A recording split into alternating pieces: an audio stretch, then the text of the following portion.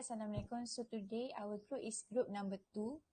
We will discuss about in details Marx's law of motion of capitalism and briefly compare the theory with the theory of economic development by Adam Smith in chapter 5 and chapter 10. So my name is Jazmina binti Jamaa and my matrix number is 264980.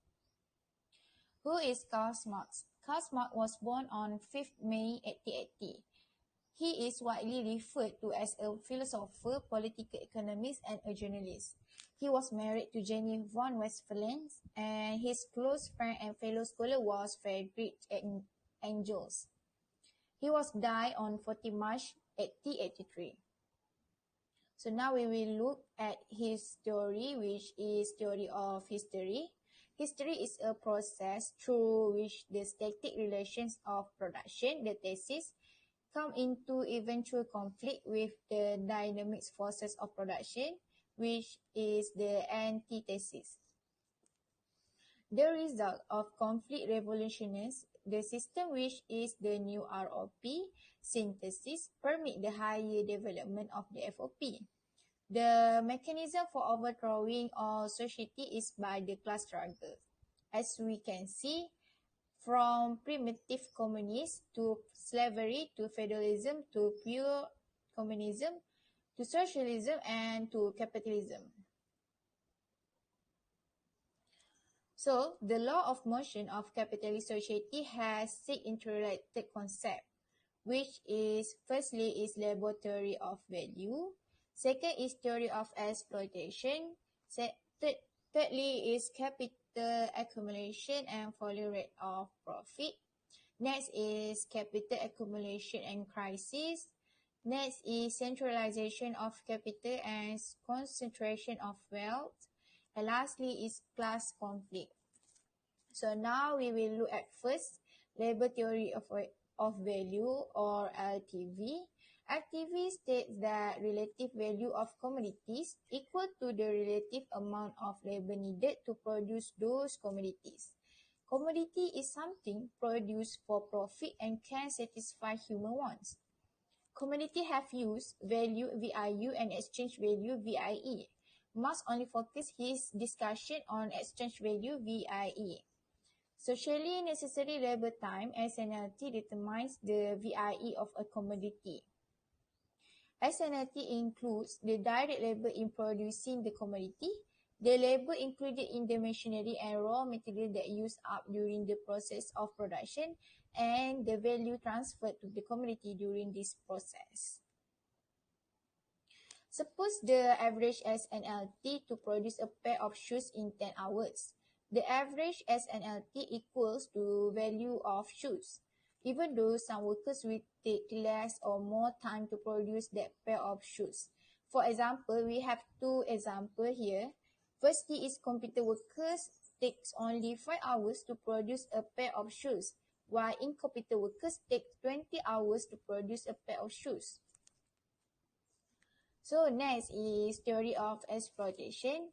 So theory of exploitation have 4: labor time over labor power, surplus value, the rate of surplus value, and the rate of profit.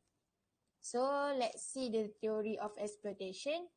Workers in a capitalist society are exploited insofar as they are forced to sell their labor power to capitalists for less than the full value of the commodities they produce with their labor. The exploitation theory is that profit is the result of the exploitation of wage earners by their employers.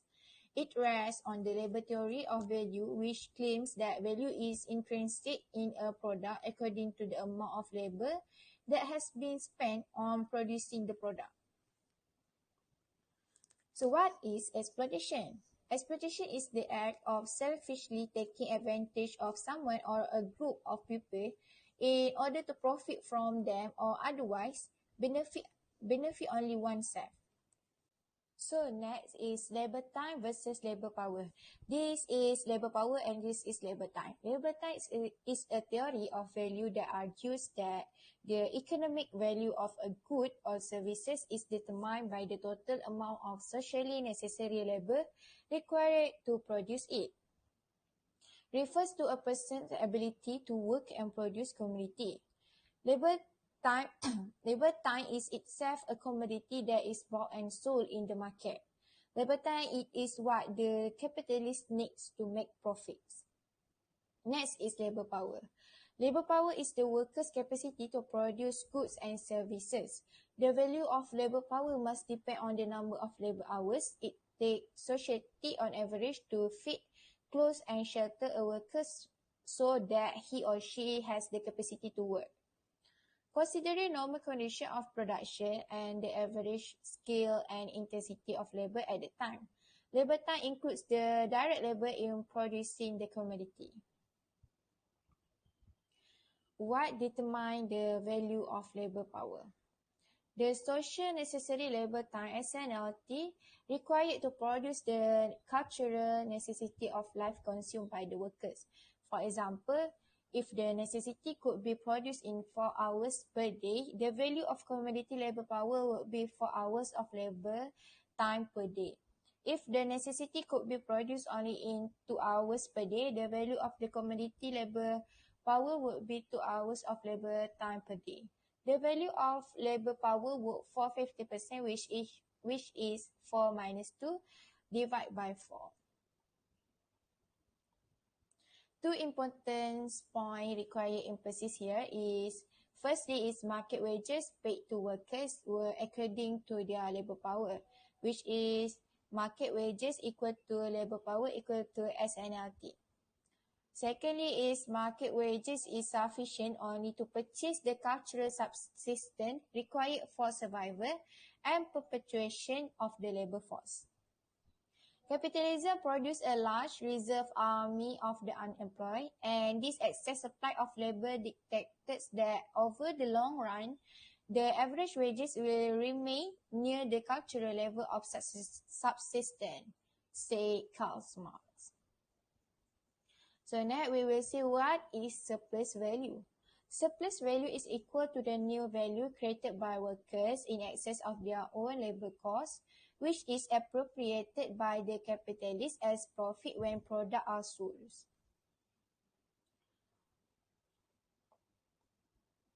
The exploitation of workers, the extraction of surplus value by capitalists, can occur when the productivity of labor is so low that the workers have to consume goods equivalent in value to their own output in order to survive, which is labor power equals to labor time.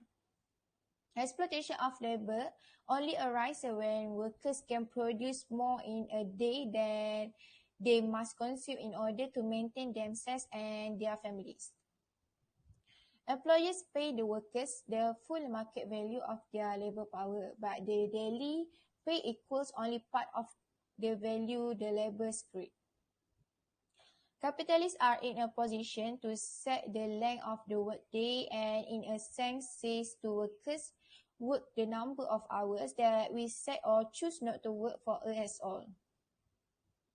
Necessity forces the workers to option to work, but the labor time they spend during the workday creates a large sum of values than the value of their own labor power.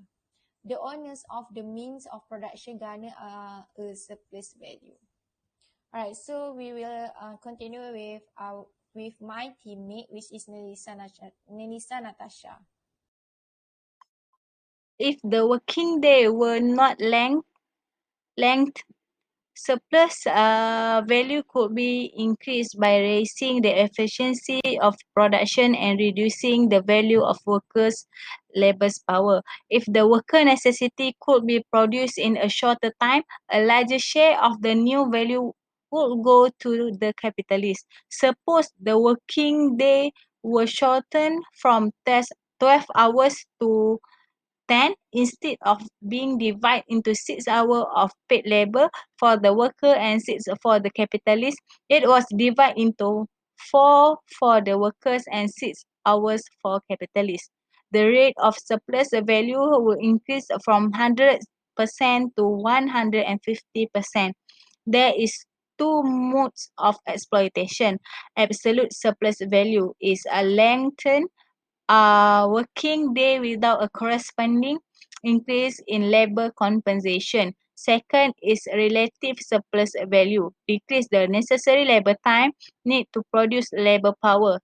This is accomplished by cheapening the value of labor power in increased productivity. Next is a rate of profit or P prime.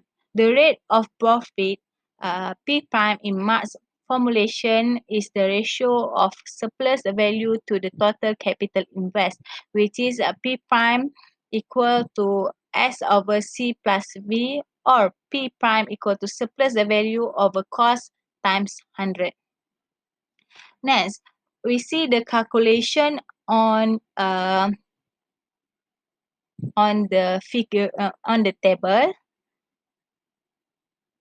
So there is working hours, labor power, cotton, machine, and total cost of production. From the diagram, which consists of working hours and total cost of production in RM. For 1 to 6 hours is 50 ringgit, 7 to 12 hours is 12 ringgit, 13 to 18 hours is 12 ringgit. So for the total cost of production for 12 hours, which is from 1 to 6 hours and 7 to 12 hours. The first calculation is we must add up between the 15 ringgit from 1 to 6 hours and 12 ringgit from 7 to 12 hours. The total will be RM 27 ringgit. So the surplus value for 12 hours is RM 3. So the rate of profit can be known by 3 over 27 times 100. The 27 is from the total add up of 15 plus 12 of the working hours from the diagram. So the calculation of the profit rate will be 11.1%. Therefore, the rate of profit for 12 hours is 11.1%. Next, the total cost of production for 18 hours. This will consist the 1 to 6 hours. This will consist all the total cost of production, which is from 1 to 6 hours, 7 to 12 hours, and 13 to 18 hours. So the first calculation will be 15, which is 1 to 6 hours, plus 12 ringgit, which is from 7 to 12 hours, and plus 12 ringgit also, which is from 13 to 18 hours. So the total add up from the calculations will be RM39.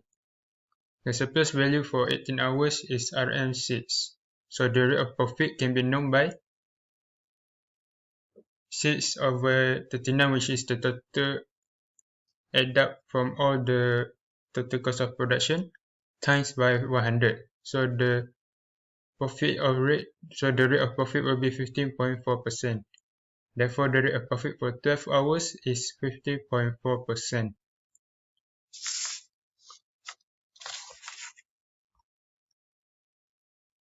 So the next slide is in the subtopic of 3A, which is capital accumulation and the falling rate of profit.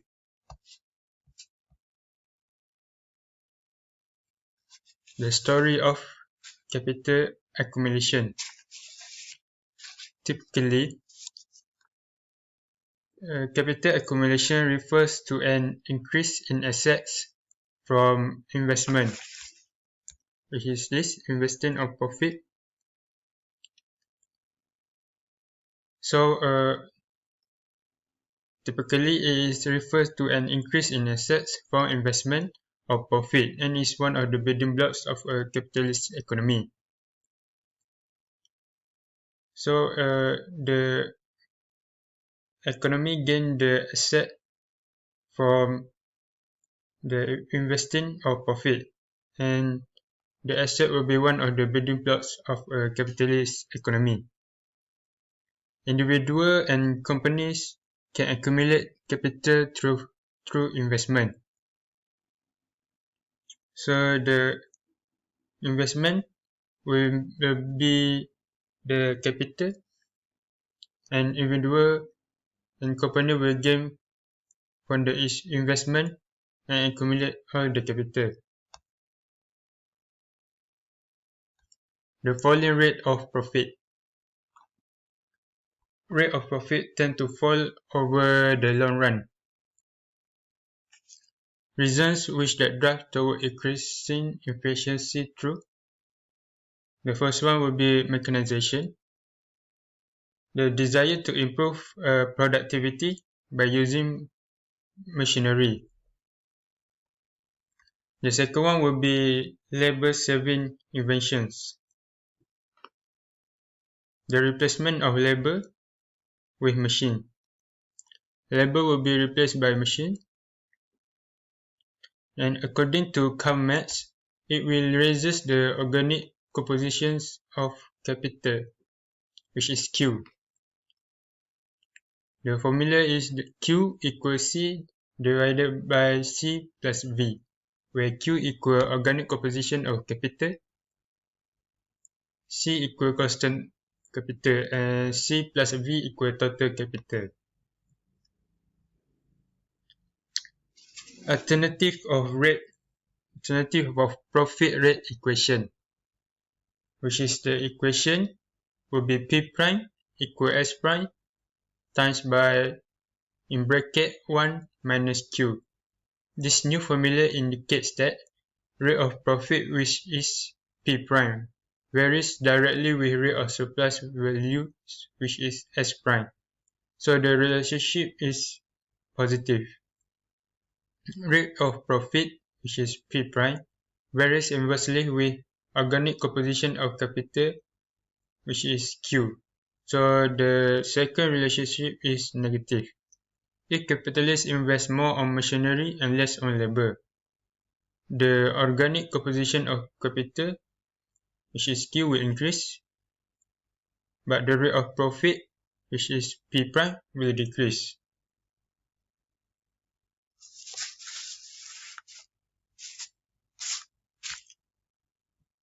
The next slide is why capitalists still use machinery instead of labor, even though they know that profit will fall.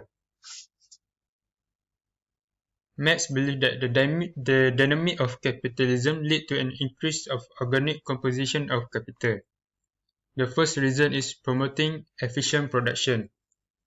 The greater use of machinery will reduce the production cost, so the price will fall and other firms who cannot compete will leave the market.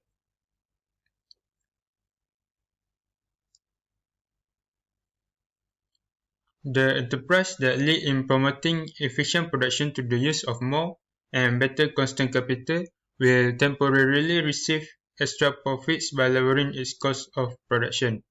Eventually, product prices will fall to reflect the lower costs, and the employer who lags behind the trend toward mechanization in a particular industry will not survive.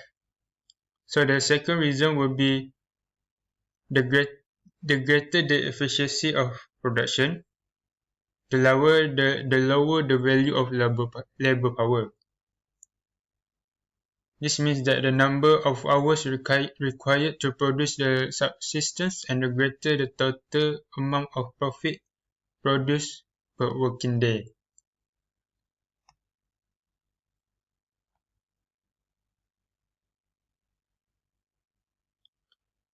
The next slide is about offsetting forces to the falling rate of profit.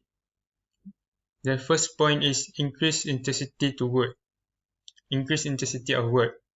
By forcing the workers to increase their pace of work and lengthening their working day. The second point will be wages temporarily be cut below their value. The third point is constant capital may be cheapened. As machinery and raw material become cheaper, the rise in organic composition of capital and the fall in the rate of profit both will become slower.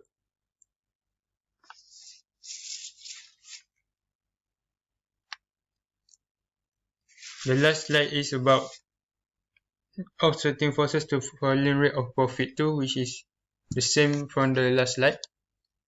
It is the next slide. So the next point, which is number 4, growing population in relation to jobs and increasing technological unemployment are conducive to setting up new industries that use more labor and little capital. The higher rates of profit in such industry enter into the average rate of profit for the system as a whole.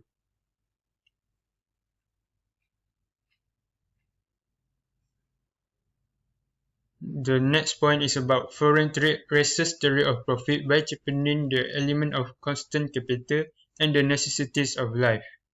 In addition, capital invested in colonies yields higher rate of profit because the ratio of constant to variable capital is lower and because the exploitation of colonial workers is more intense than the exploitation of wage labor at home.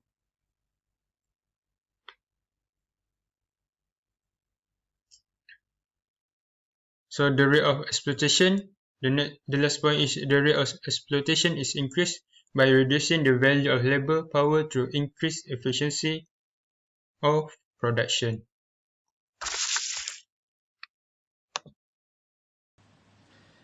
Next is capital accumulation and business crisis.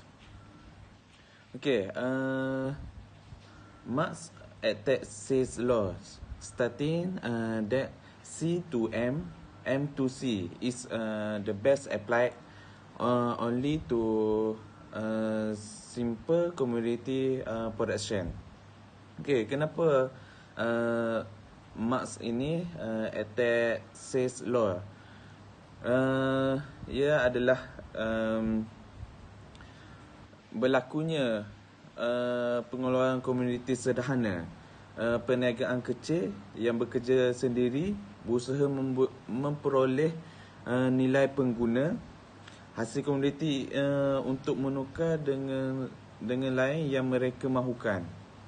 Okey, proses yang terbaik adalah yang mewakili oleh C kepada M, M kepada C. C itu mewakili makanan, iaitu barang-barang yang mempunyai nilai pertukaran yang sama dengan nilai penggunaan yang berbeza. Dan M ialah wang, hanya medium pertukaran. Okay, next, under large scale capitalist production, the process of exchange become M to C to M. Okay, di bawah pengeluaran kapitalis berskala besar ni, proses pertukaran menjadi M kepada C kepada M balik. Di mana orang membeli untuk menjual, bukannya menjual untuk membeli. One adalah berubah menjadi komoditi seperti tenaga buruh, bahan mentah dan mesin. Okey, produk kemudiannya dijual dengan wang. Proses ini sama sekali tidak masuk akal lah bagi Marx. Okey, walau bagaimanapun jika kedua-dua M itu sama, oleh itu perwakilan proses kapitalis yang betul ialah M kepada C kepada MO. Di mana MO tu dia lebih besar daripada M dengan jumlah nilai lebihan yang diserahkan daripada pekerja yang produktif. Ini adalah proses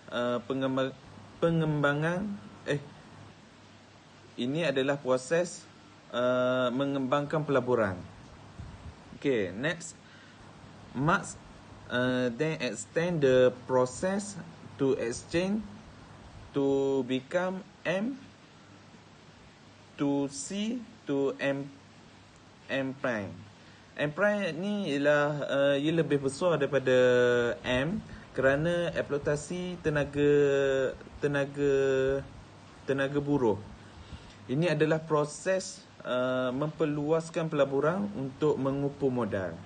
Rapid environment in capital and labour temporarily increase the demand of labour and increase the wage that capitalists must pay.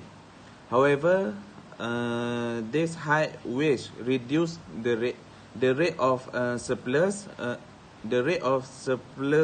value and profit, ending the expansion and sending the economy in the opposite direction. The depression that result destroyed the monetary value of fixed capital, enabling the large capitalists to buy up small one at begin price, and then some factory close, price of commodities fall, credit contact and wage fall. Next is the rate of surplus value and profit. Those get restored and environment increase again. According to Marx, is business cycle of the greater magnitude that the previous one, adding to the condition of produce, class struggle and social revolution. Okay, next is technological unemployment. This is because rate of unemployment increase because labor is substitute with capital. This is nowadays many firms use technology, robot and machine to substitute the labor. That's why the rate of unemployment is increased. Next, centralization of capital and concentration of wealth. Okey, apakah kesan daripada pemusutan modal dan penumpuan kekayaan ini? Okey, kesannya ialah saiz syarikat yang semakin meningkat akan melemahkan pesaing menjadi lebih sedikit. Apabila syarikat itu menjadi lebih besar, modalnya lebih besar, munculnya kuasa monopoli yang berlaku kerana peningkatan pemusutan dan penumpuan modal tersebut. Selepas itu, syarikat yang lebih besar ini dapat memperolehi skala ekonomi dan dapat menghasilkan sesuatu produk itu dengan kos purata yang lebih rendah berbanding dengan syarikat yang lebih kecil. Hal ini akan menghapuskan firma yang lebih kecil itu dan pertumbuhan firma monopoli berlaku apabila terdapatnya persaing antara firma yang lebih besar dengan kos yang rendah dan firma yang kecil dengan kos yang agak tinggi. Okey. Penumpulan modal ini, skala ekonomi dan dominasi syarikat yang besar dalam organisasi perniagaan akan menyebabkan penumpuan dan pemusutan modal yang lebih sedikit. Okay, last for me, reserve army of the unemployed and immiserization of the proletariat. Okay, yang pertama, upah dalam pasaran hanya mencukupi untuk sara hidup yang diperlukan oleh seseorang pekerja bagi kelangsungan hidup dan pekalan tenaga kerja. Yang kedua ialah pekerja terpaksa bekerja lebih waktu, lebih lama untuk menghasilkan nilai lebih bagi kapitalis. Dan yang ketiga, tenaga kerja yang sedia ada ini di dalam firma, di dalam sesebuah firma itu akan digantikan dengan mesin dan teknologi yang canggih. Hal ini akan menyebabkan kadar pengangguran semakin meningkat dan akibat firma menggantikan pekerja itu dengan mesin, ia menyebabkan pekerja itu miskin dan akhirnya menganggur. Sekian daripada saya. Seterusnya saya menyerahkan kepada kawan saya, Shaharol. Terima kasih. Okay, next is class conflict. The concentration of wealth among fewer and fewer capitalists as well as the absolute and relative impoverishment of the workers lead to class conflict. Next, capitalists accumulate their wealth by exploiting workers. After the growing misery, oppression, slavery, degradation, and exploitation of the workers raise their sense of solidarity and will to revolt. After that, the relation of production or ROP under capitalism come in conflict with the force of production, or we call FOP, and the former are rapidly transformed. The workers overthrow the capitalists and establish a dictator of the proletariat. Next, private ownership is replaced by state ownership of production. The rate of capital expansion is stabilized and the exploitation of workers is eliminated. Okay, now we talk about comparison the consequence of capital accumulation between Adam Smith and Karl Marx. Okay, now you all can see a comparison figure between Adam Smith and Karl Marx. Okay, now I want to explain a figure Adam Smith first. Okay, Adam Smith said that capital accumulation is due to division of labor, or we call DOL, as you can see at arrow A. As we know, when we can focus our work and work together in producing product, then the labor productivity of the goods will increase. You can see at arrow B and C. So when the labor productivity increase, then people must want buying the goods.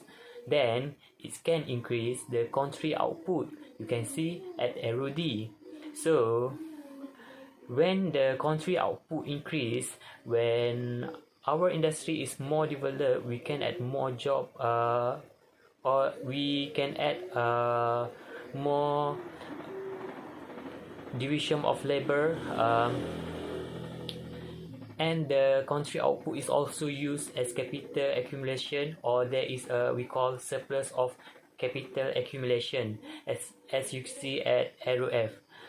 After that, when there is a surplus of capital accumulation or revenue has increased, fund wage, you can see at arrow G. When the wage fund is increased, it can increase the wage of worker. You can see at arrow H. When the wage of worker increase, then the spirit they want to do the next job can make productivity to increase. You can see at arrow I. When productivity increase, people buy goods, causing national output to increase. Then for Smith he said constitute the wealth of nation, as you can see at arrow E. Okay, next is I want to explain figure Karl Marx. Okay, according to Marx, because labor is the source of all values, surplus values and profit arise through exploitation of workers, as you can see at arrow A. Competition among capitalists result in capital accumulation at arrow B, which causes of falling rate of profit, business crisis, and technology unemployment, as you can see arrow C, D, and E. This outcome produce centralization of capital and concentration of wealth, as you can see at arrow F and G, as well as rising unemployment and poverty at arrow H, I, and J. The polarization of capitalists and workers lead to class conflict. As you see, arrow K and L, and the overthrow of capitalism. Okay, for the conclusion is, Adam Smith believed that capital accumulation will bring positive effect. Next, for Adam Smith, the difference in the growth rate of a country occur depending on the amount of productivity labor available in that country. For a country with a large productive labor force, the country economic growth rate will increase. Besides Karma believe that capital accumulation will bring negative effect. Karma emphasized that capitalism is closely related to an unequal society in which the segmentation of society by class is constant and rigid. Someone born in the proletariat class will remain in the class forever, and anyone born in a capitalist environment will always enjoy the benefit of the aristocracy at the expense of the proletariat.